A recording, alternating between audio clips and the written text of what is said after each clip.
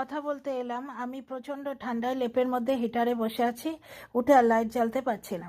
একটা ভিডিওতে দেখলাম বলছে যে টিনা ফোকলার সঙ্গে সর্বস্ব নষ্ট করে মিশে থাকুক, ফোকলা খারাপ জানার পরেও টিনা যাতে ফোকলার সঙ্গে জুড়ে থাকুক এই জিনিসটা চাওয়া হয়েছিল।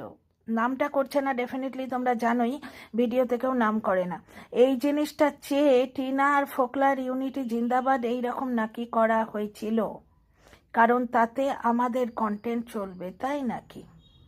টিনার আসল সংসার তো তার স্বামীর সঙ্গে, যেটা 5 বছরও কাটিয়েছিল। ফোকলার সঙ্গে দুর্ভাগ্যক্রমে কিছুদিন এক জায়গায় ছিল, সেটা বাদ দাও। সেটা যদি বাদ দিয়ে টিনার আসল সংসারটা দেখো। আসল সংসারটা কে ভাঙলো?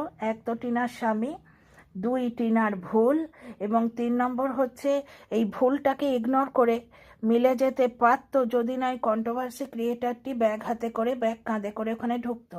এবং এই কন্ট্রোভার্সি ক্রিয়েটারটার বন্ধু কে? এই কন্ট্রোভার্সি ক্রিয়েটারটির বন্ধুরা কে?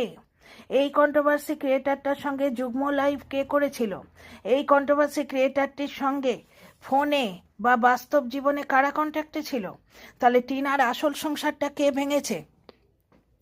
এখন মৌকায় চৌকা মারতে এসছে যে একেবারে সবাই সত্যের পথে আছে, তাই না? কন্টেন্টের জন্য কোনো দিন কারোর সঙ্গে যোগাযোগ করিনি। যারা যোগাযোগ করেছে তারাই আজকে বুক ফুলিয়ে ভিডিও করতে এসছে, কারণ মৌকায় চৌকা মারা একটা কথা বলে না। কন্টেন্টের জন্য কারোর সঙ্গে যোগাযোগ করিনি। আমি একটা ইন্ডিভিজুয়াল কন্টেন্ট ক্রিয়েটার, ভিডিও যা দেখি তাই বলি, ভিডিও টু ভিডিও করি। কন্টেন্টের জন্য কোনো দিন কারোর সঙ্গে যোগাযোগ করিনি। হ্যাঁ, বৌদিবাজের সঙ্গে কিছুদিন যোগাযোগ ছিল, কিছুদিন, একটা কি দুটো ভিডিও, একটা কি দুটো ফোন, ভিডিও নয়, একটা কি দুটো ফোন হয়তো হয়েছে, সেটাও আমি করিনি, ওদিক থেকেও করেছে।